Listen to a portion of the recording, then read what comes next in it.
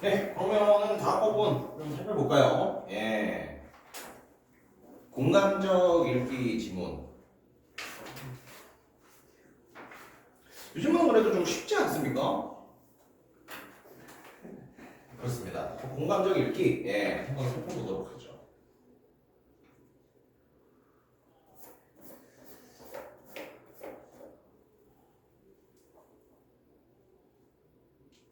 공간적 읽기에는 그렇게 어려운 내용들은 없습니다. 네, 다만 뭔가 이러한 어떤 개념 관계는 한번 체크해 볼 만한 게 첫 번째 줄 뭐라고 써 있죠? 공간적 읽기는 채독의 한 양상으로 볼 수 있다. 그러면은 공간적 읽기가 이렇게 있고 그것이 나타나는 방식이 채독이니까 그렇죠. 굳이 두 개의 범위를 따지자면은 공간적 읽기보다 채독보다는 공간적 읽기의 범위가 훨씬 넓을 거라고 볼 수 있습니다. 아 잠시만요. 채독의 한 양상 거꾸로 해야 되네요. 채독 중에 하나의 양상이 공간적 읽기라고 제시되어 있으니까 채독이 뭔가 더 큰 범주의 개념이라는 걸 알 수 있습니다. 그래서 이러한 것도 충분히 문제에 나올 수 있으니까 한번 기억해 주시면 되게 좋을 것 같고요. 나머지는 쭉 읽어보면 될 것 같고 또 중요한 내용은 이제 이 문단부터 제시되는 여러 가지 좀 세부 내용이 그래도 좀 살펴볼 만한 것 같아요. 그래서 우리 이 문단 내용 한번 보시면요. 첫 번째 내용 보겠습니다. 이 문단 첫 번째 줄에 있는 내용 보면 공감적 읽기를 위해서는 먼저 텍스트에 서술된 그대로의 뜻을 이해하는 사실적 읽기와 텍스트에 직접 서술되어 있지 않은 필자나 인물의 마음을 짐작하여 이해하는 추론적 읽기가 선행되어야 한다. 그렇죠. 아까도 나왔었지만 이럴 때 이 둘, 사실적 읽기와 추론적 읽기를 이제 뭐라고 한다? 선결 문제라고 하겠죠. 먼저 해결돼야 할 문제요. 이 사실적 읽기와 추론적 읽기가 되어야 이 글에서 주로 다루고 있는 공감적 읽기를 할 수 있다. 이 내용 잘 기억해 주시고요. 그 다음에는 이제 공감적 읽기를 이해하기와 가능하기로 나누고 있는데 이 이해하기와 가능하기를 어떤 범주에 넣고 있죠? 과정이라고 하고 있어요. 그럼 이해하기와 과정과 가능하기의 과정이니까 과정에서 가장 중요한 건 뭡니까? 둘의 순서겠지. 그래서 이해하기와 가능하기가 어떤 순서로 제시되는지를 잘 파악하셨어야 됩니다. 오케이. 이해하기는 어떻다? 필자 혹은 인물이 어떤 생각을 하고 어떤 심정에 처해 있는지 그 마음을 파악하는 것이고 가능하기는 그 마음을 같이 따라서 느끼고 반응하는 것이다. 라고 제시되어 있죠. 좋습니다. 그래서 이해하기 가능하기. 하나 더 이제 또 개념, 하나 더 이제 어떤 대립되는 개념을 소개하자면은 이제 공감적 읽기와 비판적 읽기에 대한 그렇지 개념 대립이 또 소개가 돼요. 그러면서 비판적 읽기에서 좀 핵심을 찾아보면은 비판적 읽기는 어떻다? 내용 파악을 넘어서 그에 대한 독자의 나름의 부여, 의미 부여 행위가 작동하는 읽기라고 합니다. 그러면 나름의 의미 부여가 작동한다? 나름의 의미 부여는 뭘까? 그 나름의 의미 부여를 하기 위해서 하는 방법이 바로 내용 보고 필자의 마음과 거리를 두고 의심하고 부정하며 거부하는 태도에 의미 부여를 한다라고 쓰여 있죠. 그러니까 비판적 읽기는 뭐다? 거리를 두고 의심하고 부정하는 태도라고 볼 수 있어요. 반면 공감적 읽기는요, 인정하고 존중하는 바탕으로 다가가서 긍정적으로 수용하는 태도. 정확히 두 개가 반대의 개념이죠. 좋습니다. 그리고 이 밑에 부분에서는 공감적 읽기와 비판적 읽기는 시차를 적용하여 제시될 수 있다는 내용 또 한 번 제시되고 있었습니다. 네, 그래서 이러한 내용들 간단한 내용들이었으니까 아마 이 공감적 읽기와 비판적 읽기는 그렇게 어려운 문제는 출제되지 않을 것 같습니다. 개인적인 생각이긴 해요. 네. 그럼 봅시다. 이것도 간단한 문제들 몇 개 좀 살펴볼까요?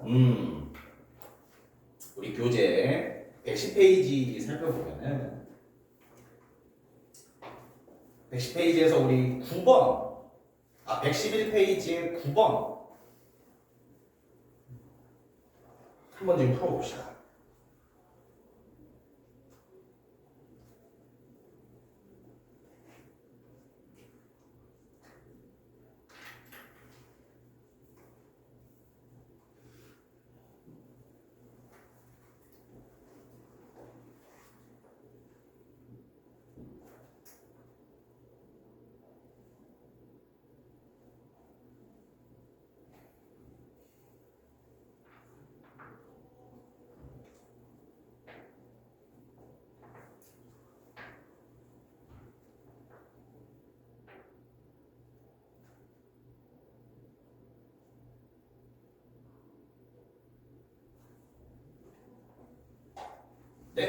나오셨나요?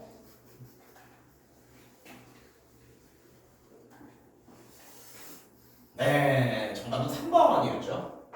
이 인물이 왜 이런 선택을 했을까? 자, 아까 공간적 읽기를 먼저 공간적 읽기를 하기 위해서 그 공간적 읽기의 과정을 보면 이해하기와 가능하기가 있지 않습니까?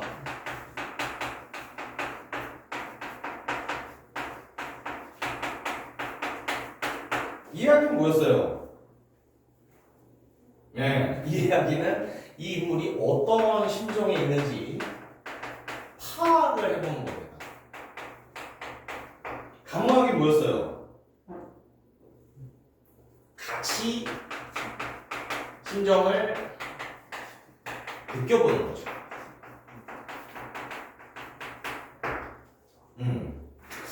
그래서 우리 9번의 3번 선지를 보면은 이 인물이 왜 이런 선택을 했을까? 그 인물의 심정을 파악하는 이해하기 과정을 충실하게 수행하고 있는 걸로 볼 수 있어요. 그렇게 봤을 때 이것은 그렇지. 공간적 읽기가 이해하기와 가능하기의 과정으로 이루어져 있다니까 그 공간적 읽기의 이해하기 과정에 굉장히 충실한 3번 설명 텍스트가 정답이 된다. 이렇게 살펴보면 됩니다. 나머지는요. 이 공간적 읽기에 대한 이해하기가 가능하기보다는 다른 것들을 조금 더 집중하고 있죠. 네, 그런 내용으로 구성된 글이었습니다. 그래서 그거 한번 살펴보시면 좋을 것 같고요. OX도 여기서 몇 개 볼까? OX에서는 24번과 29번 지금 한번 풀어보십시오.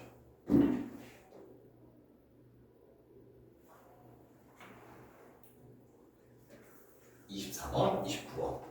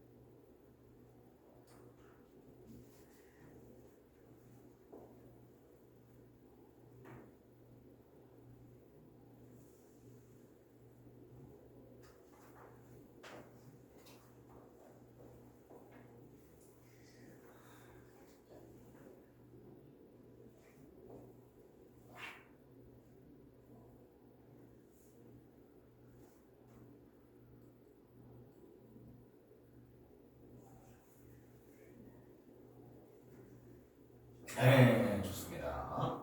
24번 보면 어때요? 공감적 읽기는 독자 예상과 무관한 텍스트에서 이루어진다 라고 했었는데 자, 공감적 읽기가 잘 되는 텍스트들이 좀 소개된 부분들이 있거든요. 그래, 마지막 부분 우리 한번 다시 체크해볼까? 그렇죠. 그래, 마지막 문단 보면은 이 직접적인 서술이 있습니다. 제일 밑에 두 줄 볼까요? 독자에게 친밀한 화제, 친밀한 주제의 텍스트라면 공감적 읽기의 가능성이 더 커진다라고 나와 있어요. 즉 나와 아무 상관없는 텍스트라기보다는 나와 친밀한 내 삶과 밀접한 관련 있는 텍스트에서 공감적 읽기가 그렇지 잘 수행돼 잘 이루어진다는 걸 알 수 있습니다. 그래서 24번의 정답은 X가 되겠고요. 29번은요. 공감적 읽기는 텍스트의 표면적 읽기를 중시한다. 역시 이것도 X가 정답이겠죠. 공감적 읽기란 뭐라고 했어요? 채독의 한 양상이라고 했었잖아요. 근데 채독의 의미가 뭐였죠? 텍스트 표면의 의미를 넘어 그렇지 표면적인 의미를 넘어 깊이 탐구하는 것이 채독이라고 했으니까 채독의 한 양상, 즉 채독에 포함되는 공감적 읽기라면 당연히 X가 나올 겁니다. 네, 참 쉬운 문제들이었죠? 공감적 읽기는 개인적으로 문제들이 참 어렵지 않아서 쉽게 또 헤쳐나가실 수 있을 것 같고요. 그러면 다음 지문인 공감적 읽기 다음 지문인 그렇지 이제 좀 볼만한 거 나오네. 로티의 자유주의 해석학 이 질문 한번 보겠습니다. 근데 이 질문, 예, 23페이지. 이 질문이 그래도 뭐랄까? 맞아요. 여러분들의 시험 범위 중에서는 이 인문 지문들이 그래도 꽤 어렵거든요. 그래서 인문 지문들은 한 번씩들 더 신경 써서 복습을 해준 다음에 시험장에 들어가셨으면 좋겠고요. 예, 그래도 또 뭐랄까?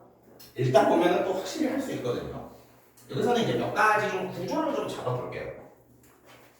잘 봐요. 첫 번째 줄에서 세 번째 줄 일단 한번 살펴볼까? 현대 인식론은 자율적 주체인 인간들이 보편적인 이성을 통해 진리에 대한 합의에 도달할 수 있다고 전제한다. 그럼 일단 이 현대 인식론에 대한 정리를 해보자는 거야. 이 친구들은 어떻다고요? 야, 벌써 인간인데 인간이 어떤 인간이야? 자율적 주체인 인간이에요. 그럼 인간은 자신의 자율 의지로 무언가를 해낼 수 있는 굉장히 좋은 존재들이 될 거야. 그러니까 이러한 어떤 단어들이 여기서는 되게 이제 전부 다 긍정평가되는 느낌을 받을 수 있거든요. 어때? 인간이 인간인데 자율적 주체인 인간인데 자율적으로 뭘 할 수 있는 인간들이라는 거야. 그러니까 아무튼 이렇게 봤을 때 아주 괴쩌는 인간이 서양 철학사에서 굉장히 중요시 여기는 거 뭐예요? 이성. 이성도 이성인데 어떤 이성이야? 보편적 이성이래요. 예. 보편적 이성이라면 어떻게 써요? 보편적인 거의 가장 큰 특징은 뭐죠? 보편적이다. 이 객관적인 거 아니에요? 보편성의 여러 가지 성질들 비슷한 것을 추론해보면 이거 되게 객관적이라고 받아들여지지 않을까? 왜냐면 주관적이면 보편성을 띌 수가 없잖아. 딱 누구에게나 통일하게 투영되는 객관적인 느낌이 있어야 보편적 이성이 통용되는 거지. 그러니까 객관적이라고 볼 수 있는 이 보편적 이성을 통해서 진리에 대한 합의에 도달할 수 있다고 봅니다. 그러니까 현대인 신론이 말하는 진리는 자율적인 인간이 보편적이고 객관적인 이성을 통해 합의하는 거니까 진리에 대해서 엄청 가치평가가 높다라는 걸 알 수 있어요. 예. 두 번째 주, 이번에 분석 철학 내용을 살짝 보겠습니다. 분석 철학은 어떻대요? 철학의 대상을 진위가 명확히 확정될 수 있는 명제로 본답니다. 자, 분석 철학의 범위를 한번 볼까? 진위가 명확히 확정될 수 있는 명제. 지금 여러 가지가 나왔지만 분석 철학에서 중요한 것은 범위입니다. 분석 철학은 범위를 철학의 범위를 진위가 확정될 수 있는 명제로 보았어요. 그러면서 또 중요한 특성 하나, 인간의 사고를 언어의 의미 분석을 통해 논리적으로 해명하는 것을 철학의 임무로 삼았다. 자, 범위가 나왔고 임무라고 할게요. 근데 이 임무를 보면은 어때요? 임무를 보면 이 중요한 내용이 뭐야? 언어 의미 분석이에요. 왜? 언어의 의미를 분석하면 인간의 사고를 알 수 있고 그를 통해 논리적인 해명이 가능하니까. 자, 이 정도의 어떤 전제를 깔고 해야 됩니다. 어때요? 언어 의미 분석하면 벌써 화가 나지 않나요? 아니 그렇잖아. 이 글에서 중요한 언어적 특성이 뭐였어요? 이 이후에부터 나올 우리 한번 공부했잖아. 뭐 비트겐슈타인, 콰인, 로티가 말하는 전부 언어적인 특성이 뭐였어? 의미 없다. 의미? 지멋대로 붙어있다. 그러니까 벌써 어때? 분석 철학은 언어의 의미를 열심히 분석해. 근데 콰인이나 로티 이런 애들이 보면 어떻게 써요? 좀 지멋대로 붙은 언어의 의미를 분석하고 자빠졌네. 벌써 기분이 나쁜 거야. 그러니까 이 천문단에서도 어떻게 보면 그냥 전제만 조금 제시된 건데 이런 내용들을 잘 파악하면은 이제 비트겐슈타인, 그래, 로티, 그래, 콰인 이런 사람들이 왜 분석 철학이나 현대 인식론을 비판했는지를 알 수 있어. 얘네는 언어에 그렇게 중요한 의미가 없다고 보니까, 언어는 자의적이라고 보니까. 근데 분석 철학은 어때? 언어의 의미를 분석하면 다 뭔가 분석할 수 있게, 다 해명할 수 있게. 여기서부터 벌써 기분이 나쁜 겁니다. 그래서 일문단의 요 사실들 조금 잘 알아주셨으면 좋겠고, 게임 이론이나 이제 게임 이론이나 파인의 전체로는 이거 설명 많이 해서 아마 충분히 이해하실 수 있을 거예요. 게임 이론의 중요한 내용은 뭐였어? 게임이 바뀌면 그 규칙은 성립하지 않아. 그럼 그 규칙이란 건 진리라기보다는 어떤 게임의 맥락에 의존하는 거야 라는 게 게임 이론의 내용이었고, 전체로는 어때요? 내가 나임을 증명하기 위해 필요한 것들이 너무 많아. 그러면 내가 나이다라는 건 진리라고 볼 수 있을까? 아니에요. 전제 조건 하나만 틀려도 틀려지게 돼요. 그리고 논리순환의 오류라고 우리가 대표적으로 말하는 것에서도 증명될 수 있지. 예를 들어서 A라는 걸 증명하기 위해 B가 필요하다. B라는 걸 증명하기 위해 C가 필요하다. 근데 C라는 걸 증명하기 위해 A가 필요하다. 그럼 이건 사실상 뭐예요? 이런 식의 순환이 이루어지는 거지. 순환이 이루어지면 어떡하? 이 원 안에서나 의미가 있는 거지. 이 원 넘어서면요 하나도 의미 없게 되는 거야.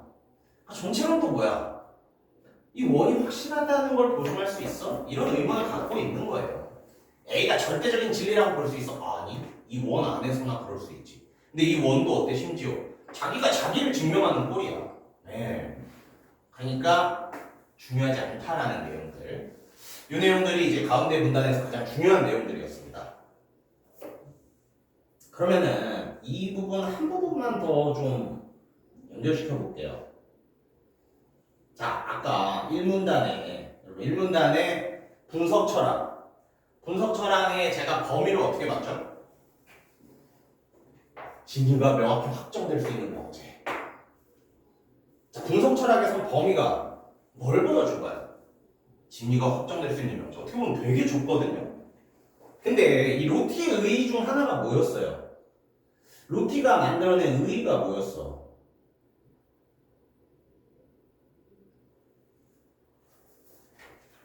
로티는 이 범위를 엄청나게 넓혀놓습니다. 어느 부분에 그 내용이 쓰여 있느냐? 잠시만요. 저도 찾아야 돼요.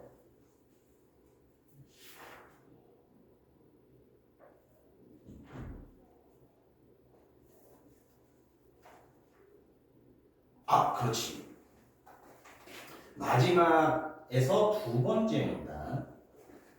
여러분들 교재로는 24페이지를 살펴보면은 바로 여기입니다. 두 번째 줄. 로티의 이제 해석학의 의의가 무엇이냐? 분석 철학이 비합리적으로 배제했던 담론들. 야, 그럼 이 분석 철학이 비합리적으로 배제했던 담론들이 뭐겠어? 바로 아까 말했던 거. 그 진위가 명확하기만 한 것들. 진위가 명확하지 않은 것들은 비합리적이라고 배제하겠지. 분석 철학이 아까 뭐라고 했던 거라고요? 비합리적으로 배제했던 담론들은 뭐겠어? 진위가 명확하게 확정될 수 없는 명제들이겠지.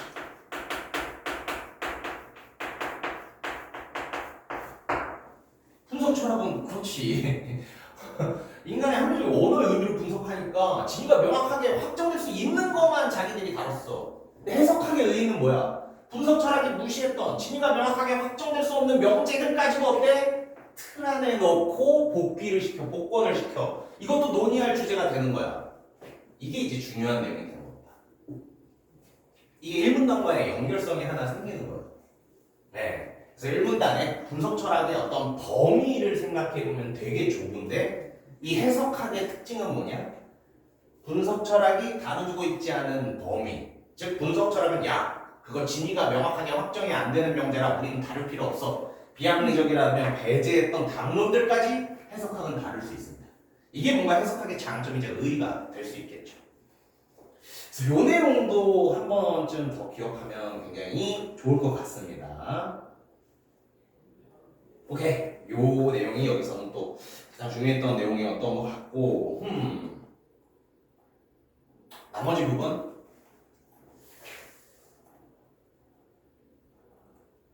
그렇죠? 그러니까 이거는 제가 수업 때 여러 번 다뤘잖아요. 가장 중요한 건 현대인 심리학과 분석 철학이 도대체 이 로티라는 친구는 뭐가 그렇게 마음에 안 들길래 이렇게 비판했을까? 그거를 잘 찾으셔야 돼요. 네. 그러면 이 글에 대한 이해가 훨씬 더 쉬워질 수 있습니다. 아무튼 이 글은 여러 번 읽고 좀 시험장에 들어가시는 걸 추천드리고요. 그리고 여러분 이 글은 이것도 사실 잘 봐야 돼. 24페이지 이 어휘들. 왜냐면 철학 지문이다 보니까 예, 이 추상적인 어휘들이 되게 많이 나오거든요. 그래서 여러분들이 뭔가 읽어도 좀 머릿속에 안 남는다 싶으면 혹시 이런 어휘를 내가 좀 보충해야 하지 않을까라는 생각을 좀 하셔야 돼요.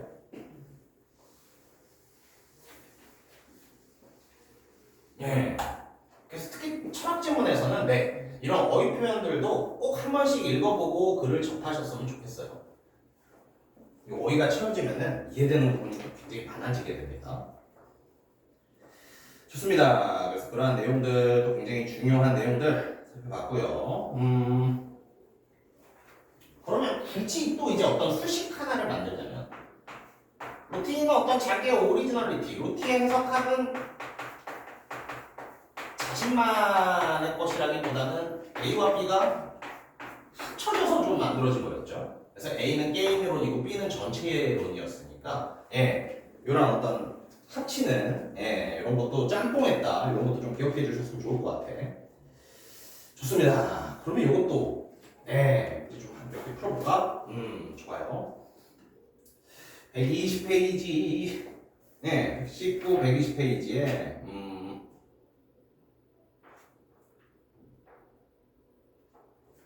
일단 121페이지에 12번과 15번 이거 좀 풀어주셨으면 좋겠습니다. 12번, 15번 121페이지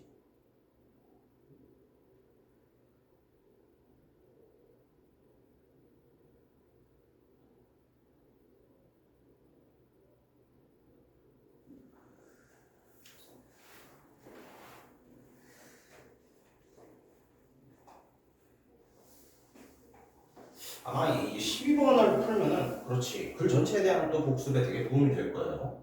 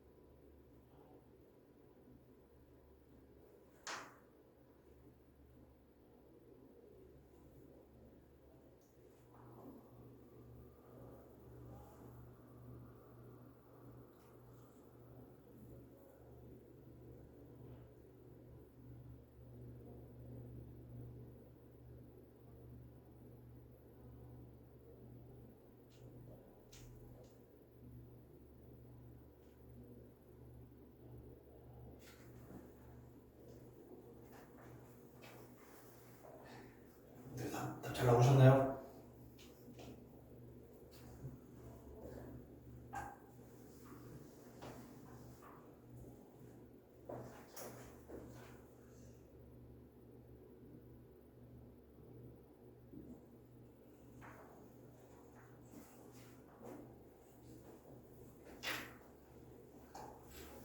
네, 모르겠습니다. 갑자기 든 생각인데, 제가 이제 전에 다니던 학원 그 원장님 저랑 동갑이었거든요. 그 사람도 국어를 해. 그 사람은 국어, 영어, 수학을 다 했어. 국어에서 그 사람은 맨날 여러 번 읽기를 시키는 거야. 그래서 그 재수생들한테 10번씩 읽으라고 그러거든요, 한 지문을. 보면서 좀 너무 무식한 짓인가 싶었는데, 근데 이러한 가끔 생각해보면은 이러한 철학 지문이나 좀 와닿지 않는 지문들은 여러 번 읽어보는 게 또 굉장히 도움이 되기도 합니다.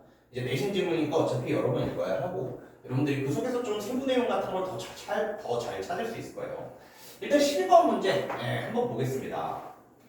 이것을 통해서 이 점검한 내용 OX를 치게 될 텐데 그 점검 결과가 잘못된 것을 우리가 한번 점검 결과가 X인 것을 한번 보면 되는 거죠. 한번 보자. 1번 로티가 어떤 이론을 바탕으로 기존 철학을 새롭게 해석하고자 했는지 설명해볼까? 로티의 새롭게 해석하고자 했는지 이게 해석학이잖아요. 근데 로티의 해석학은 어떤 이론을 바탕으로 하고 있어요? 바로 게임 이론과 비트겐슈타인의 게임 이론과 그렇지 화인의 전체 부분을 담고 있지. 그래서 1번은 충분히 점검 결과 맞습니다가 성립합니다. 2번 콰이는 이론의 궁극적 토대를 찾는 것이 가능하다라는 주장에 대한 근거를 설명하고 있을까? 콰이는 뭐라고 주장했어요? 자, 잘 봐요. 궁극적 토대를 찾는 것이 가능하다. 이 말인즉 콰이의 이 주장 속에는 궁극적 토대가 있다라는 주장 아닙니까? 근데 콰이의 주장은요? 그딴 거 없다였잖아. 왜? A가 있으려면은 B가 A를 입증해줘야 되고 B가 있으려면은 C가 B를 입증해줘야 되고 궁극적 토대는 없습니다. 순환 오류 나타납니다. 즉 주장이 틀렸어요. 궁극적 토대를 찾는 것이 가능하다가 아니라 궁극적 토대는 없다라는 주장을 했습니다. 그래서 이게 잘못됐어요. 과인의 주장 내용이 잘못됐습니다. 답은 어떻게 보면 쉬웠지. 3번 로티가 현대 인식론의 어떤 점을 비판하고 있는지 설명하고 있을까? 현대 인식론이란 뭐였어요? 자율적인 인간이 보편적인 이성을 통해 진리에 도달할 수 있다. 진리에 합의할 수 있다. 로티가 생각하는 진리는 뭐다? 진리? 그런 건 없다. 다 그때 틀려질 수 있다. 그러니까 그렇지 비판점의 내용들 잘 찾을 수 있습니다. 해석학의 특성도 역시 잘 설명되어 있죠? 마지막 두 문단 정도가 이제 로티 해석학이 어떤 특성을 가지고 있는지 기억나는 특성 하나 말해볼까? 일단은 아까 말했던 분석 철학보다 범위를 엄청 넓혀줘. 그리고 다양한 담론들 간의 대화를 통해서 진보를 또 가져와줘. 그런 것들이 이제 해석학의 특징으로 제시됐었죠. 마지막 5번 로티 입장에 어떤 비판을 받을 수 있는지 생각해볼까? 이것도 역시 마지막 문단에서 확인될 수 있었습니다. 지나친 도덕 상대주의다. 그러니까 한번 생각해보면 예를 들어서 로티 입장에서 어땠어? 이걸 볼게요. 이런 명제가 있다고 볼게요. 시기는 나쁘다. 이거 어떻습니까? 시기는 나쁘다. 참입니까? 거짓입니까? 일반적으로 보면 참이죠. 사람이 사람을 먹는 건데 시인인데 끔찍하잖아요 벌써. 그러니까 분석 철학이나 그 현대 인식론은 우리가 생각하는 이성 그리고 너무나 참거짓을 정할 수 있는 명제 이런 게 이건 맞지라고 하는 거야. 로티는 어때? 어떤 문화권에서는 시기는 규칙일 수도 있는데 막 이런 얘기를 하는 거예요. 그래서 시기는 나쁘다가 명제 진짜 참인 명제가 아닌데 시기는 좋을 수도 있는데 이러니까 어때? 도덕 상대주의적 입장에 처한다. 도덕 상대주의적인 비판, 도덕 상대주의에 있다고 비판을 받는다라는 게 가능하게 되는 거죠. 그러니까 이런 예시 한번 생각해 보시면 좋습니다. 로티는 이것도 진리로 안 볼 거야. 시기는 나쁘다라는 너무나 그냥 당연한 이야기도 진리로 안 볼 거야. 그래서 그래요. 그래서 도덕 상대주의다라는 비판을 받습니다. 15번 문제. 정답은요. 네, 미안해. 좀 더 올릴게. 시험 문제 정답은 2번이었죠. 자, 이것도 사실 답을 찾기 어려울 수도 있는데 잘 생각해보자 이거야. 1번. 개별 담론의 의미는 명확하게 분석해. 근데 로티가 뭔가 명확하게 분석된다고 봤을까? 다 좀 분석하다 보면은 이 규칙을 벗어나면 안 되네. 이러면 안 되네. 아니었겠죠. 명확한 의미 분석 이런 게 중요하지 않았을 겁니다. 그냥 좀 상대적인 거로 오히려 중요시 받겠지. 3번. 객관적인 기준에 따른 진입한 로티는 객관적 기준이 뭔데? 라고 할 사람이에요. 예, 전부 다 그렇지 전체로 게임 이론에 따르면 어때? 그 게임 맥락을 벗어나면은 객관적인 게 객관적이지 않게 됩니다. 그 게임에서만 객관적이지 다른 게임에서 통하지 않아요. 그걸 객관적이라고 할 수 있나요? 주관적이라고 봐야겠지. 그래서 역시 이것도 아니고 4번 논리적인 추론을 통해 결론을 도출. 이건 좋은 말 아닌가? 틀렸죠. 논리적인 추론 뭐예요? 이성으로 하겠지. 네. 근데 봐요. 이성을 통해 도달한 그래 논리적인 토론을 통해 결론을 도출해. 이게 현대인 신론이 말하는 진리랑 비슷하지 않습니까? 이성을 통해서 합의할 수 있다. 논리적인 추론 이성을 사용해서 할 거 아니야. 그럼 그를 통해서 도출한 결론은 당연히 진리에 가깝다고 보겠죠. 근데 로테는요 그런 거 없다라는 사람이야. 5번이 조금 거슬렸을 수 있어요. 역사적 맥락을 통해 담론의 의미를 해석하는 능력. 이거는 꽤 그럴듯하거든요. 왜냐면 어때? 로티는 담론을 중요시 여겼지. 근데 이 담론이 가지고 있는 어떤 얘기들이 필연적으로 만들어졌다고 봅니까? 아니요, 우연적으로 만들어졌다고 봐요.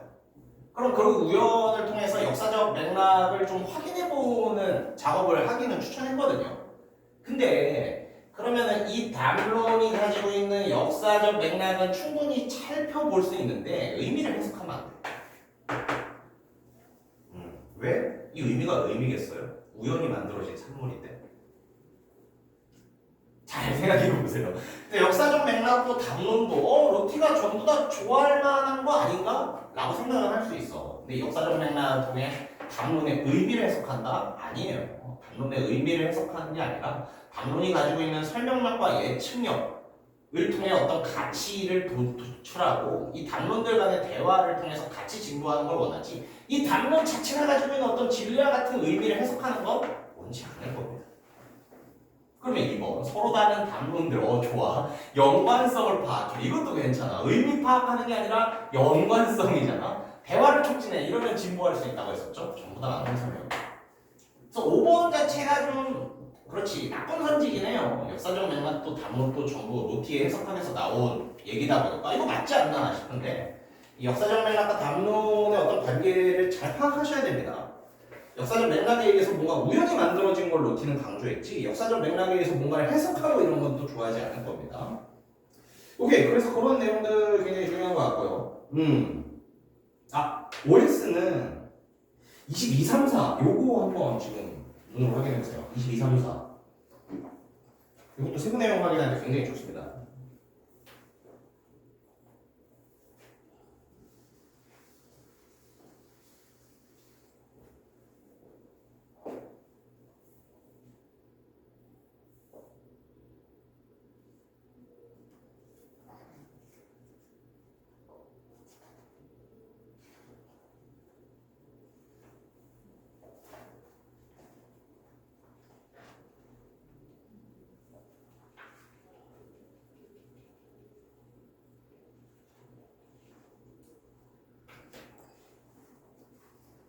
어때요? 풀고 계셔요? 좋아요.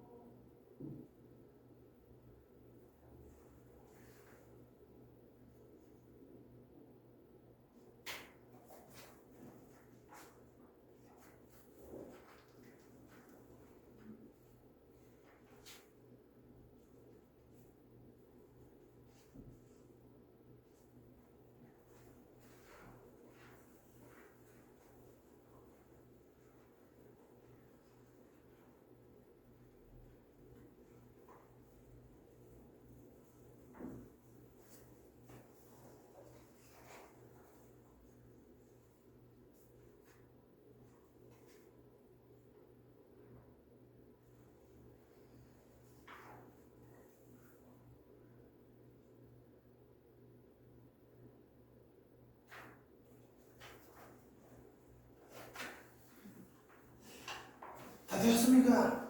한번 볼까요? 그러니까 이게 역시 초반 이 내용들 이야기 굉장히 좋은 거겠어요.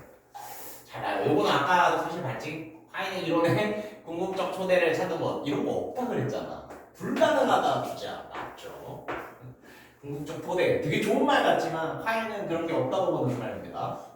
23번 루틴은 모든 명제의 의미는 그것이 속한 특정 맥락의 게임 규칙에 의해서만 규정된다. 그 게임 규칙의 맥락을 벗어나면은 그렇죠 또 달라집니다. 이러니까 어디서나 통용되는 진리는 부정적으로 본 거야.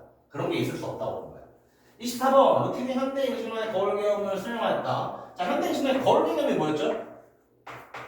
내 마음의 거울에 비추면 진실되는 것이 나타나. 진실이 나타나. 뭔가 확실한 자연이 그대로 나타나. 로티가 보면 어떻게 했어요? 네 마음으로 해석한 거지. 진짜 그게 진실이야? 당연히 싫어하겠죠. 그래서 이 거울 개념도 쓱 나왔지만 거울 개념도 어떻게 보면은 위에 그 분석 현대 인식론 그렇지 현대 인식론에 속하니까 똑같이 알면 돼요. 인간은 개쩌는 이성을 가지고 있으니까 자유로운 인간은 개쩌는 이성을 가지고 있으니까 그 마음에 비추는 건 다 진실, 확실 이런 것들이라고 보는 거야. 로티는 어때? 아닌데? 라고 보겠죠. 좋습니다. 그래서 로티의 자유주의 해석학 요게 그래도 꽤 어려운 질문이었으니까 복습 조금 열심히 해주시고요. 그러면 역시 인문예술 질문 블루멘베르크의 은유학 지문 한번 보겠습니다. 여기 교재 27페이지가 되겠네요. 은유학도 뭐 앞부분은 그렇게 크게 어렵지 않거든요. 인문 글이니까 조금 더 전체적인 내용을 보자면은 처음에 아리스토텔레스의 은유에 대해서 알려줍니다. 그러면서 정의를 일단 하지. 빨간 줄로 표시되어 있는 정의를 한번 볼까? 어떤 대상을 가리키기 위해 그 대상의 이름이 아닌 낯선 이름을 사용하는 것이다. 즉 대상이 있어. 내가 표현하고자 하는 대상 A가 있으면 A라는 대상을 뭘로 표현하는 거야? 낯선 이름으로 표현하는 거야. 어때요? 가장 유명한 은유, 시의 은유 구절 기억나는 거 있습니까? 이거 너무 많이 나오잖아. 내 마음은 호수요. 어때요? 어떤 대상, 즉 A, 마음을 표현하고 싶은 거야. 근데 그 마음에 어떤 잔잔한 속성이 있으니까 실제로 그 마음이 아닌 낯선 이름, 호수를 가지고 마음을 표현하는 거죠. 이런 게 이제 은유라는 겁니다. 그래서 은유에 대한 개념 일단은 확실히 파악하고 넘어가셔야 되고요. 1문답 밑에서 두 줄만 한번 볼까? 1문답 밑에서 두 번째 줄.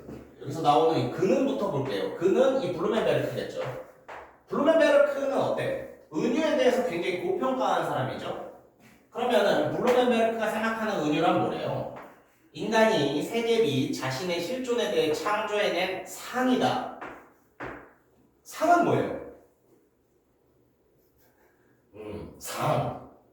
어떤 형체가 있는 것, 형태 이런 것들을 말하거든요. 그럼 어때? 인간이 자신과 실존에 대해서 뭔가 그런 걸 고민하다가 만들어내고 새롭게 창조해낸 어떤 형태, 상, 하나의 터피라는 느낌이라는 겁니다. 그렇지. 그러면은 이게 무슨 설명이야? 인간이 세계 및 자신의 실존에 대해 창조해낸 상들 밑에서 이제 좀 더 세부적으로 말해주겠죠. 그 세부적으로 말해주기 위해 일단 거치는 방법이 뭐예요? 은유에 대한 종래의 두 가지 철학 해석을 알려줍니다. 두 가지 해석이 뭐였어요? 첫 번째, 수사적 기법이다. 수사적 기법의 특징은 뭐예요? 그냥 군더더기 장식이래요. 그 다음 줄 보면 예쁘게 쓰려고 쓰는 거지 그냥 장식이야. 둘째는요, 불완전한 인식과 추측의 표현이다. 명확한 개념이 형성되었으면 은유 안 쓸 거야. 근데 명확하지 않으니까 은유를 만들어서 쓰는 거예요. 이때 이 2번 은유가 굉장히 좀 뭐랄까 부정적으로 또 서술이 되어 있죠. 그래서 설명대에 보면은 이 다음 줄의 설명을 보면 야 이거 잠정적으로 사용되는 거야. 필요하기야. 너무 나쁘게 설명했네. 그러니까 개념이 형성되면 은유는 안 써도 돼. 그러니까 은유의 위치는 어때? 잠정적이지. 영구적인 게 아니라 잠깐 쓰고 마는 거야. 그래서 개념이 있다면 쓸 필요도 없어. 개념이 없으니까 쓰는 거야. 즉 쓰긴 쓰는데 필요하긴 필요한데 아니야. 필요하냐고 설명하고 있네요. 그렇지. 이제 이 은유에 대한 전통적인 두 관점, 이 두 관점은 전부 다 은유를 뭔가 고평가하지 않습니다. 근데 블루멘베르크가 자기의 은유, 자기가 고평가한 은유를 이제 설명하는 게 바로 뭐다? 절대적 은유예요. 절대적 은유의 정의 한 번만 더 보고 지나가 볼까요? 이 문단에 밑에서 두 번째 줄 인정하면서도 앞에 걸 인정하면서도 여기서부터 이제 블루멘베르크가 생각하는 은유의 대단한 점이 등장하겠죠. 은유 중에는 뭐가 있대요? 결코 개념으로 대체될 수 없는 고유한 표현 형식으로서 철학의 근본 바탕이 되는 것. 고유한 표현인데 어떤 고유한 표현이래? 개념으로는 대체될 수 없어. 이거 위에 두 번째 거랑 정반대죠. 위에 두 번째 건 뭐였어? 위에 은유에 대한 두 번째 전통 방식은 뭐였어? 개념이 없으니까 쓰는 거야. 개념이 있으면 쓰지 말아야 할 잠정적인 필요하기야. 근데 블루멘베르크가 본 은유는 어떻다고요? 오히려 개념으로도 대체될 수 없어. 그냥 은유 자체가 어떤 고유한, 그냥 은유 자체가 고유하게 쓰면 돼. 아까 애들은 개념 생기면 그거 없어져야 돼. 은유는 개념으로 대체될 수 없어. 반대 생각이죠. 개념으로 대체될 수 없는 고유한 표현 형식이다. 그러면서 또 뭐가 된다? 철학적 언어의 근본 바탕이 된다. 두 가지로 나눠서 설명할 수 없겠네요. 개념이 대체할 수 없어. 철학의 근본 바탕이 돼. 이 두 가지 특성을 가진 것이 바로 뭐다? 절대적 은유가 되는 겁니다. 오케이. 그래서 절대적 은유를 잘 이해하는 게 중요합니다. 절대적 은유는 뭐라고요? 개념으로도 대체할 수 없어. 철학의 근본 바탕이 돼. 이 두 가지 특성을 가지고 있어요. 그러면서 한번 이 부분을 생각해 보자. 3문단에서 여러분 밑에 세 번째 줄 예를 들어 한번 볼게요. 예를 들어 미지의 세계를 찾아 출항하고 망망대해에서 난파당하는 등 항해와 관련된 은유들은 어떤 것들을 설명해주는 은유랍니까? 세계 속에서 살아가는 인간의 실존을 표현해주는 은유랍니다. 근데 이 세계 속에서 살아가는 인간의 실존이 뭐겠어요? 바로 이 세 줄 위에 나오는 궁극적인 질문이래요. 근데 이 궁극적인 질문이 어떤 질문이래요? 개념으로 설명할 수 없는 질문이래요. 즉 은유란 뭐다? 개념이 뭔가 생기면 없어지는 그런 게 아니라 개념이 처음부터 설명을 할 수 없어. 그런 질문에 답해주는 게 뭐다? 은유라는 겁니다. 그렇잖아요. 예. 세계 속에서 살아가는 인간의 실존. 그렇지. 내일 볼 시험에 대해서 내일 볼 시험 나는 잘 볼 수 있을까? 이런 걸 어떻게 개념이 설명해줘요? 그럼 누가 알아? 내가 공부를 100시간, 200시간 했어도 사실 선생님이 갑자기 미쳐서 이상한 문제 내면 못 볼 거 아니에요. 아무튼 그렇습니다. 그런 것들은 개념이 설명해 줄 수 없어. 근데 이 예시를 어때? 내일 시험에 대한 결과 하나도 모르겠다. 마치 깜깜한 암흑 우주처럼. 이런 건데, 암흑 우주, 우리한테 지금 아직 연구되지 않은 미지의 곳이지. 그럼 내일 시험이 모르겠다는 것이구나. 즉 개념으로 설명해 줄 수 없는 게 어때? 우리 어떤 근본적인 내일에 대한 불안함 이런 것들이 인간의 실존과 관련돼 있는데 오히려 은유는요 개념이 설명해 줄 수 없는 그런 궁극적인 질문들에 답해준다라는 말이 됩니다. 오케이. 좋습니다. 그래서 그런 내용들 여러분 체크해 주시면 될 것 같고 또 좀 살볼 부분이 있는데 이 부분도 좀 한번 살펴볼까요? 그러니까 3문단의 밑에서 3줄 정도로 볼게요. 절대적 은유는 현실의 총체성을 묘사하는 이미지를 상성하여 우리가 사는 세계를 표현한답니다. 어때요? 현실의 총체성이란 뭐죠? 전체 성질을 말하거든요.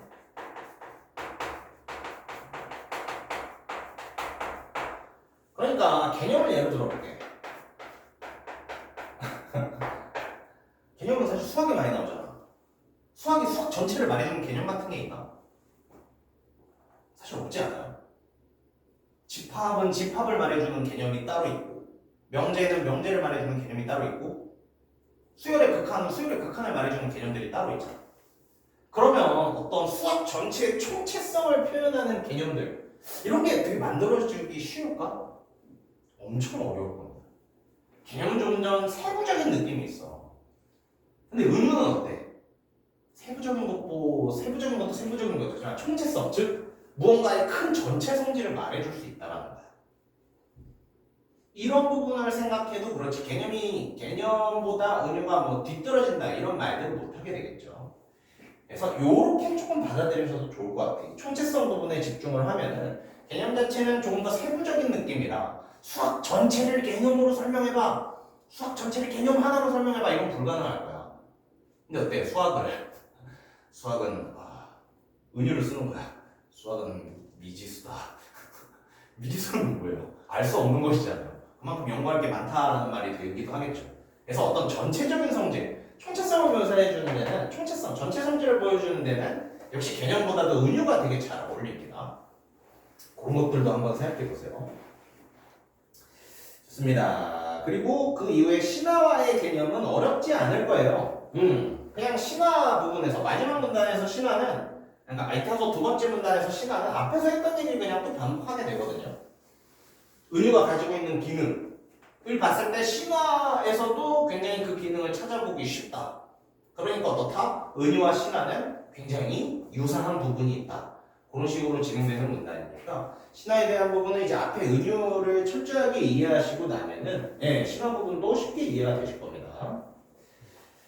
아무튼 인문 지문이라 그래도 조금 더 시간을 들여서 한번 봤고요.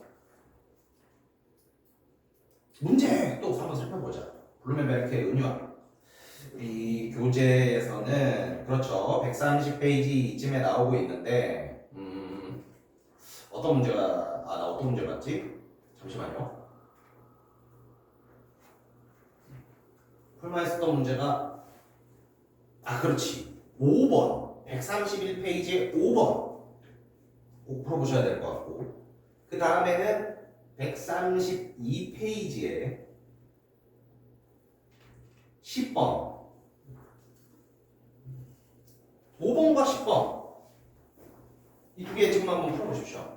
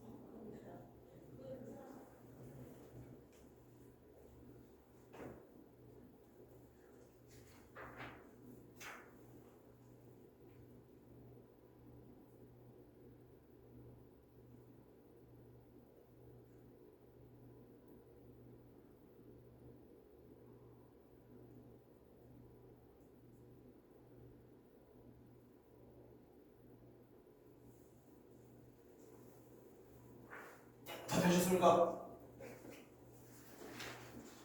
좀 더 드려요? 됐어요?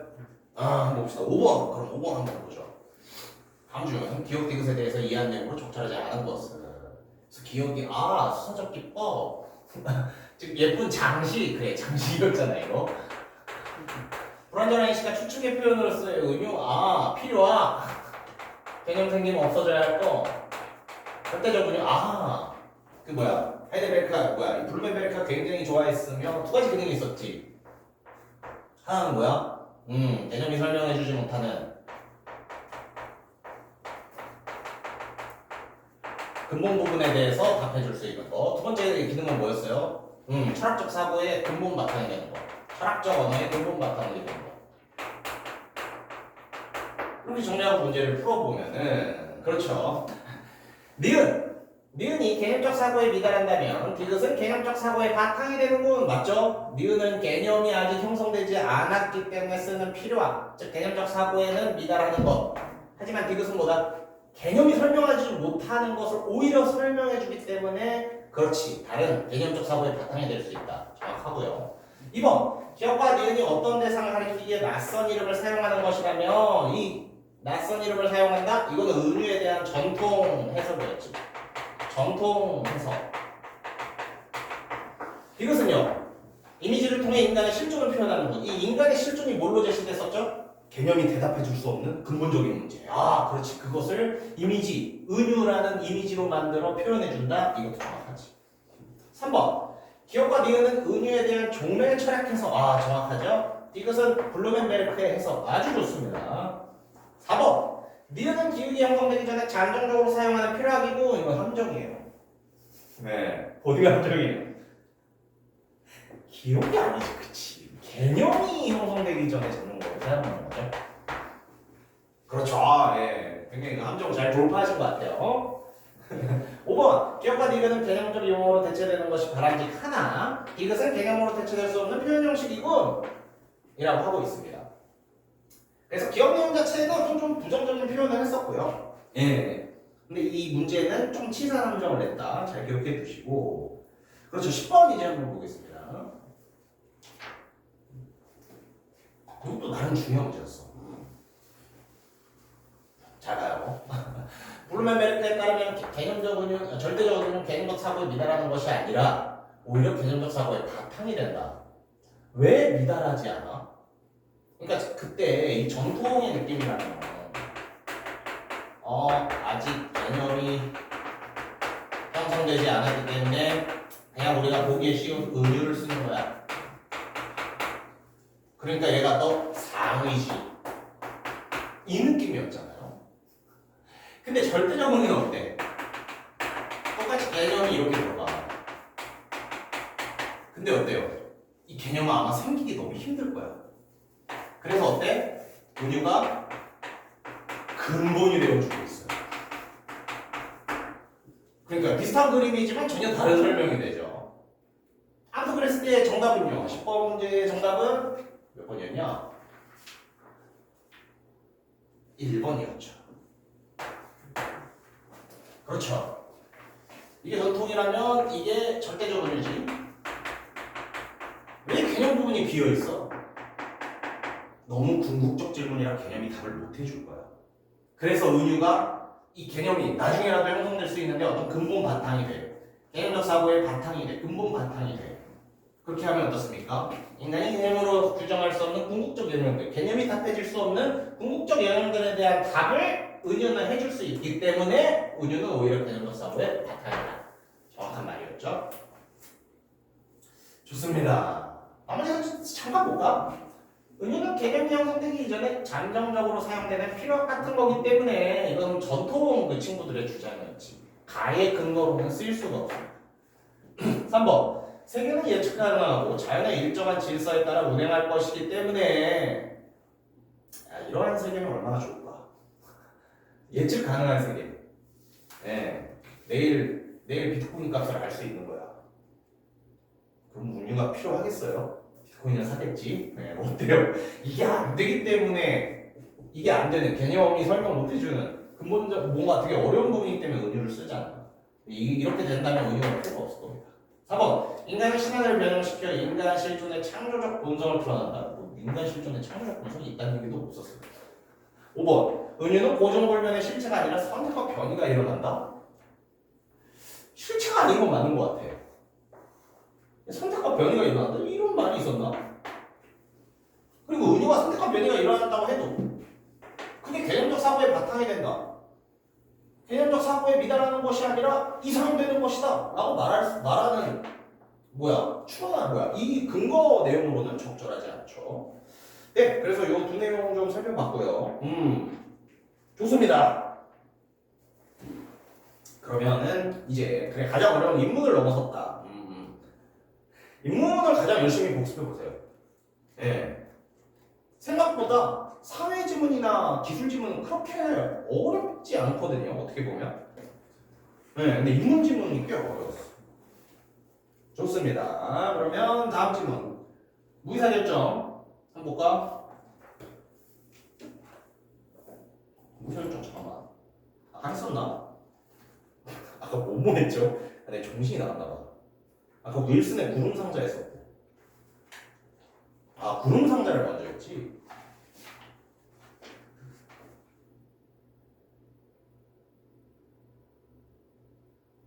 아, 오케이, 좋습니다. 자, 그러면은 32페이지 한번 봅시다. 무의사 결정도 나름 근데 그렇게 어렵지 않을 거예요. 우리가 좀 이 뭐라 그러지? 체감할 수 있는 부분이 은근히 있다고 할까요? 그러니까요. 그러니까 여러분 휴학생 2학년이지만 1학년들 고교 학점제 하잖아. 아, 그거 들어봤어요? 걔네들이 골랐나? 아니지. 고교 학점제 누가 고른 거야? 소수 엘리트들이 정하지 않았을까? 아니 이게 고교학점제를 한다면 고교학점제의 어떤 대상이 되는 사람들의 의견이 되게 중요할 것 같은데 걔네들한테 물어보지 않고 뭔가 하는 그런 게 있었잖아요. 그런 것들을 생각해보면은 뭔가 한정적인 자원을 바탕으로 의사결정을 해서 정치가 나가야 되는데 그런 게 쉽진 않겠구나. 소수의 사람들에 의해서 정책이 결정될 수 있겠구나 하는 것들을 우리가 생각해보면 이걸 그렇게 이해하기가 어렵지 않은 내용이겠죠. 그런 거 한번 생각해 보시면 좋겠고 대안. 그러니까 여러분이 이 경제나 사익을 해서 이 대안의 어휘 의미를 한번 잘 생각해봐야 돼. 세 번째 줄에 나오죠. 대안은 여러분 보통 대체안이라고 많이 생각하거든요. 네, 대체안이라고 많이 생각을 하는데 이 경제나 사회 좀 읽을 때 이걸 해결책이라고 읽어야 좀 잘 읽혀요. 솔루션. 그래서 경영학 과목에는 이 대안 탐색하는 과정을 다루는 어떤 세부적인 분과 그런 학문도 있습니다. 예, 근데 거기서의 대안이 대체안이라기보다는 그냥 말 그대로 어떤 해결책, 해결 방안으로 쓰이는 경우가 많아요. 그래서 여기서의 이 대안을 해결책으로 읽어주시면 조금 더 좋을 것 같고, 다원주의 입장과 그렇지 엘리트론 이 두 개가 이제 대비되는 개념인데. 이 대비되는 개념 잘 알아내기 어렵진 않으실 거야. 다원주의 입장은 여러 사람들이 정책 결정에 참여한다고 엘리트로는 소수의 엘리트가 정책 결정한다라는 내용이니까요. 그래서 그러한 내용 잘 기억해 주셨으면 좋겠고요. 오늘 한번 요 내용 좀 살펴볼까? 무의사 결정을 할 때 수단들. 무의사 결정을 할 때의 수단들을 이제 몇 가지 제시해주고 있거든요. 네. 32페이지 만역줄을 보면은 그것을 이제 첫째, 둘째, 셋째 이런 식으로 나누고 있어. 첫째는 폭력의 사용입니다. 이 수단, 그러니까 폭력이라는 건 어떻습니까? 기존 질서를 변화시키려는 의제, 기존 질서 변화에 대한 요구가 정책 의제화되지 못하도록. 자, 그럼 봐봐. 기존 질서 변화의 요구는 이거 엘리트들한테 유리하겠어요? 불리하겠어요? 잠시만요. 기존 질서를 변화시키는 의제, 기존 질서 변화에 대한 요구는 엘리트들한테 유리하겠어요? 불리하겠어요? 불리하겠죠. 불리하면 어떻게 해야 돼? 정책이 되면 안 되지. 그러니까 어때? 정책 의지화되지 못하도록 하는 거야. 근데 그 못하도록 할 때 어떤 수단을 쓰느냐, 어떤 방법을 쓰느냐로 이 부분이 나뉘어졌거든요. 첫 번째 방법은 폭력이랬잖아. 그럼 폭력을 수단, 폭력을 방법으로 쓰는 것은 구체적으로 뭘 말하는 것이냐? 경찰 같은 물리적인 힘을 사용해서 강제로 한다. 경찰 같은 물리력을 사용해서 강제로 저지한다는 거야. 자기들한테 불리한 정책이 의제화되지 못하도록. 이것은 가장 직접적인 수단이라고 나오고 있습니다. 근데 이 폭력적인 수단이, 폭력을 사용하는 수단이 어때? 민주주의 체제 정부화 시대에서는 매우 신중하게 사용될 수밖에 없다. 무슨 말이에요? 함부로 쓸 수 없다. 왜 함부로 쓸 수 없어요?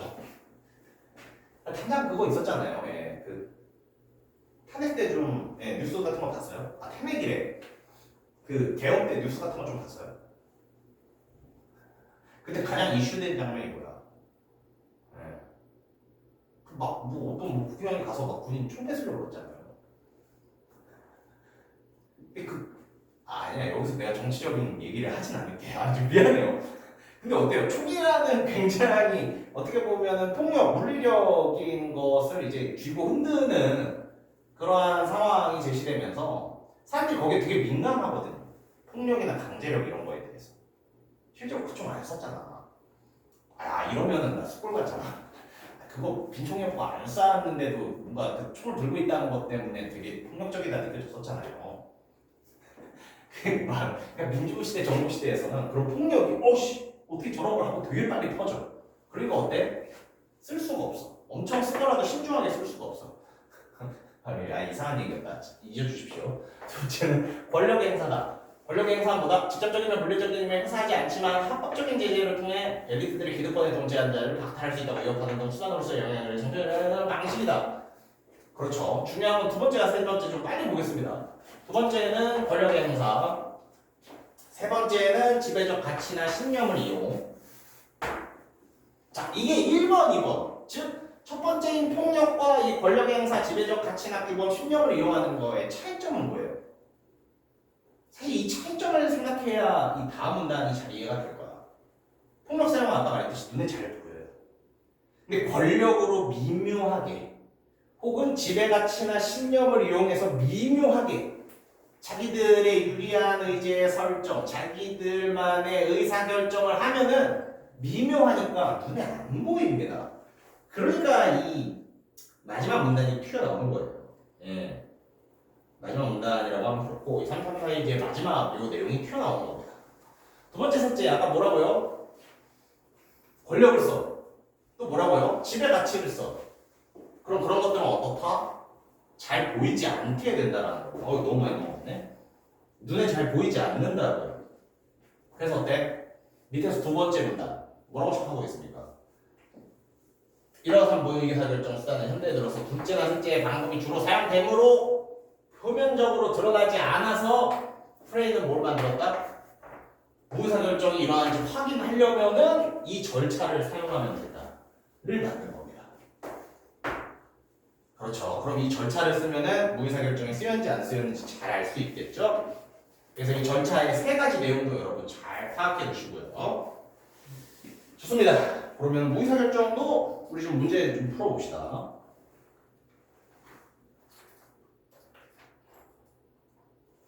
오케이. 몇 페이지냐? 그렇지. 142페이지 6번 지금 한번 풀어보세요.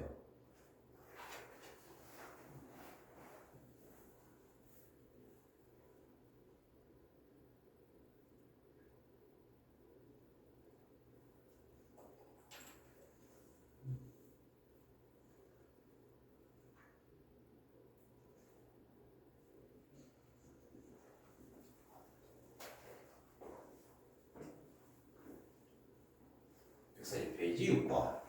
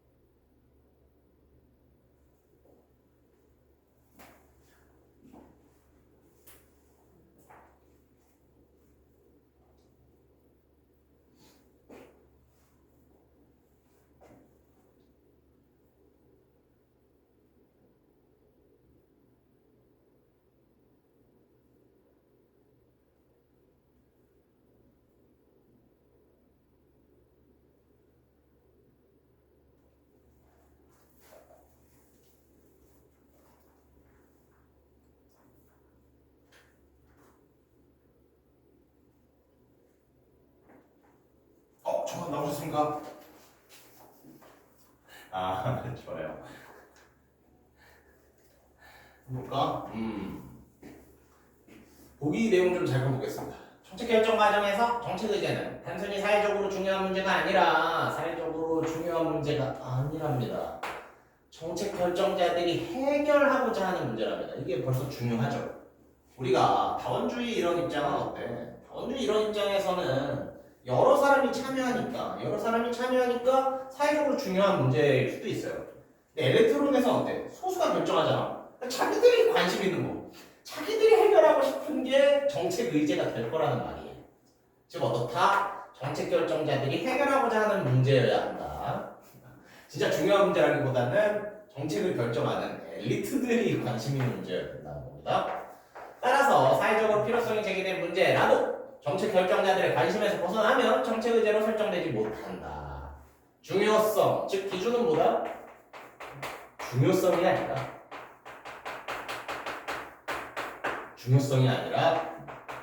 결정자들의 관심이다. 그렇지. 어떤 거의 기준? 의제 설정의 기준. 의제 설정의 기준은 뭐다? 그것 자체, 그 의제 자체의 중요성이 아니라 결정자들의 관심이 있는 사항이야. 예를 들어 환경보호에 대한 사회적 요구가 높더라도 정책 결정자들이 경제성장을 우선시해. 정책 결정자들이 그러면 환경보호 관심 없겠죠. 그럼 의제 설정됐다? 의제로 설정되지 못한다 라는 말인 겁니다. 1번. 1번도 나름 손이 갈 것 같아. 잘 봐요. 지배 엘리트들이 환경보호 정책을 적극적으로 추진한다? 이거 소수가 관심 있는 거 추진하는 거 아니에요? 라고 했었는데 이 보기 내용에 근거하면 어때? 보기 내용에 근거하면은 이것은 엘리트들이 자기들 관심 없는 걸 지금 추진하는 상황이에요. 그러니까 설명이 안 되는 상황이지. 소수 엘리트 결정이 아니라 설명이 안 되는 상황입니다. 본문에서 뭐라 그랬어요? 소수 엘리트들이 자기들한테 유리한 거, 자기들이 관심 있는 것을 정책으로 만든다. 이게 엘리트론이었지. 자기들이 관심도 없는 걸 왜 정책으로 만들어? 관심사가 아닌 걸 왜 추진해? 이거는 설명이 안 되는 내용이라 그렇지. 무의사 결정으로 보기 어렵습니다. 2번. 경제성장과 환경보호를 균형 있게 고려하여 정책을 결정해? 이건 그냥 좋은 거잖아. 무의사 결정이 아니라. 즉 여기서 무의사 결정을 하고자 하는 엘리트들의 관심도는 뭐라고요? 경제성장. 관심이 없는 건 뭐라고요? 환경보호. 이렇게 볼 때 관심 없음, 경제성장, 관심 있음. 그렇게 보면 어때? 환경보호를 균형 있게 고려하는 거. 자기들 양보한 거잖아. 이게 어떻게 무의사 결정이에요? 3번. 정책 결정자들이 환경보호를 중요하게 생각하여 법을 개정한 경우. 이것도 1번이랑 되게 비슷하거든요. 근데 어때요? 이 정책 결정자들이 엘리트들이 갑자기 환경보호를 중요하게 생각하는 상황은 지금 이 보기와 역시 어울리지 않아요. 보기에서는 환경보호가 아니라 경제성장을 우선시하는 게 관심사였어. 이건 관심사가 바뀐 거지. 뭔가 엘리트론으로 설명할 수 있는 내용과 좀 동떨어져 있습니다. 4번. 환경보호 정책이 정책 결정자들의 관심에서 벗어나 정책 의제로 설정되지 못하는 경우. 이건 어떻습니까? 잠시만요. 오케이. 어떻습니까? 환경보호 정책이 정책 결정자들의 관심에서 벗어나 있죠, 지금? 이게 보기의 상황과 지금 제대로 맞는 상황이죠. 그래서 정책 의제로 설정되지 않는다. 자기들 관심 있는 것만 정책으로 결정한다. 이게 바로 엘리트론을 표현해주는 거죠. 정답은 4번이었고요. 5번은 어때? 시민단체가 정책 결정 과정에 참여하여 환경보호 정책을 제안한다. 시민단체가 정책 결정 과정에 참여하면은 엘리트론이 아니에요. 그치? 참여했다는 것. 엘리트론이 소수의 엘리트만 정책 결정을 하는 거잖아. 근데 얘네들이 참여해서 의견 내고 있어? 벌써? 그러면 이건 엘리트론이 아니지. 무의사 결정은 아니지. 그래서 다소 이제 1번과 3번은 사실 그 좋은 선지는 아니라고 봐. 왜냐면 이것 자체보다 이거 보기와 안 맞는 상황이야. 설명이 안 돼라고 해서 틀려야 되는 선지라서 조금 나쁜 선지라고 볼 수 있지만 정답은 이제 4번. 확실히 고르는 게 되게 중요하겠죠. 좋습니다. 예. 아무튼 그러니까요. 오늘 이제 여기까지 한번 살펴볼 것 같은데, 네. 그러니까요. 제가 영어 전날이라 좀 빨리 끝내드리려고 했는데, 예. 그렇죠. 또 해보면은 또 그렇잖아요. 의사결정도 해야지. 네. 아무튼 굉장히 고생하셨습니다. 그러니까요. 남은 시험도